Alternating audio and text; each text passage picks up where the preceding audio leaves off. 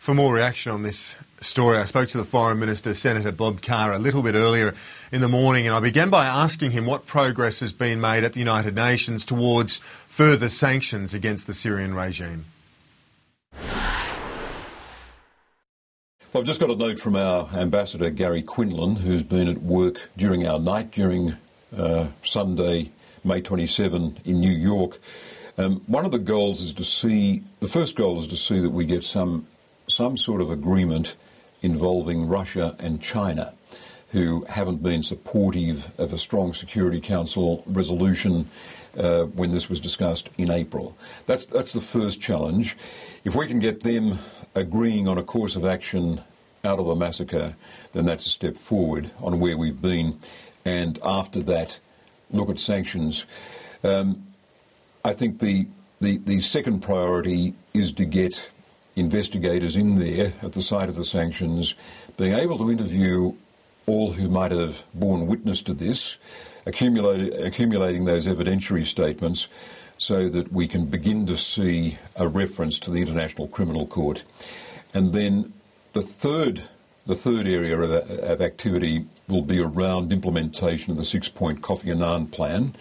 He was the UN Special Envoy, a joint Special Envoy, because he represented the Arab League as well, and getting point 1 of his 6-point plan in place, which is a cessation of violence, a ceasefire, would be very helpful. Are you optimistic, though, that sanctions are going to do anything? Is it now getting to a point where the international community will have to look at a Libya-type intervention?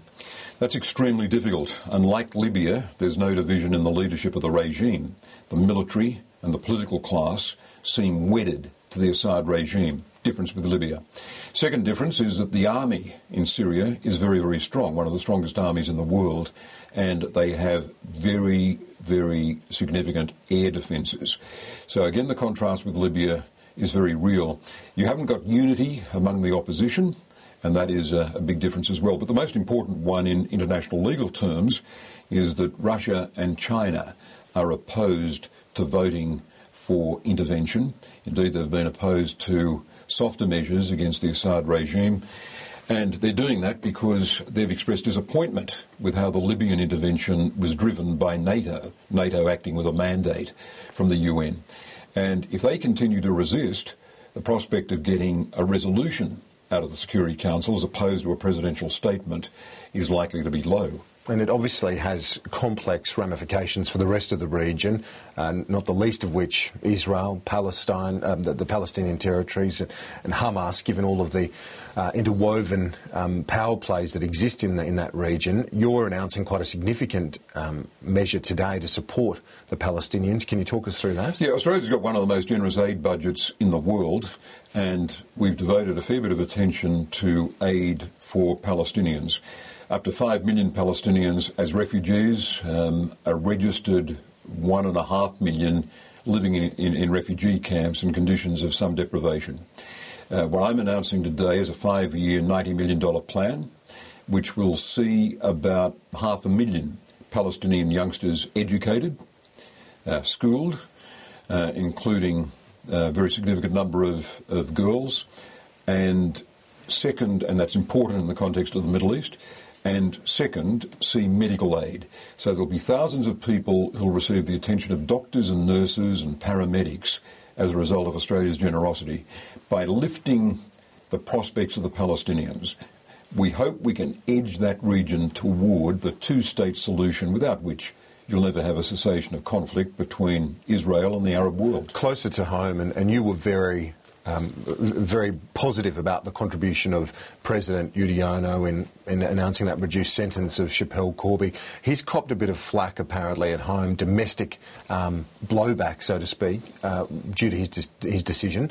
What do you make of that? Is that why that we haven't seen this sort of action before to reduce a sentence, Schapelle Corby's sentence specifically? It certainly confirms that there's significant domestic opposition in Indonesia to any lighter sentence for people in prison for narcotics.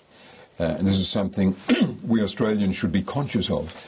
It does create political difficulties there. That's why, I guess, this is what I said last week, that our response with minors imprisoned in adult jails in Australia could well have created a climate of goodwill which enabled him, no deal, but a climate of goodwill which enabled him to do what he did last week. But it certainly points to the difficult politics that this very sound, much praised president does face. Julie Bishop doesn't believe you on that. She says there was a deal done. What do you say to that? It's a contrast with the leader, Tony Abbott, who to his credit said, Bob Carr says there wasn't a deal and I accept his word. If I can be very candid with you, if we had thought that trading off something that was good to get something that was good would work, we would have been morally bound to have traded it off. And I'd be in the Sky studio telling you there was a deal and it had decent outcomes, and I'm quite proud of it. I would have had no difficulty about defending it, but simply as a matter of fact, I'm asking you to accept that we discussed these things separately with the Indonesians. Both were good, getting minors out of Australian jails, that reflects Australian values, and it was unsustainable to do anything else, and getting that clemency for Schapelle Corby, who has paid her price. And one final question relating to the issues within the Labor government at the moment. Joel Fitzgibbon apparently has shifted his allegiance. He believes there needs to be a shift back to Kevin Rudd. He issued a statement via Twitter. It was hardly an emphatic rebuttal of the report, was it?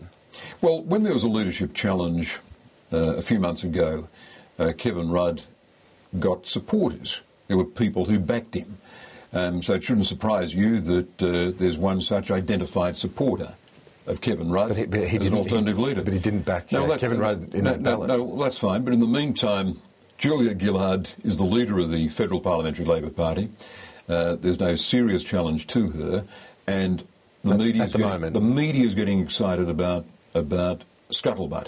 That's its status. Your colleagues are bewildered at the moment, aren't they? There's an enormous disenchantment in the party. I know, I would not say that. I mean, if someone had said about Australia 30 years ago that in 2012 you'll have unemployment and interest rates below 5%, you'd have a balanced budget, you'd have inflation, not a problem, you'd have the country looking at a disability scheme, parental leave, they'd say Australia's doing pretty well. And that's where we are.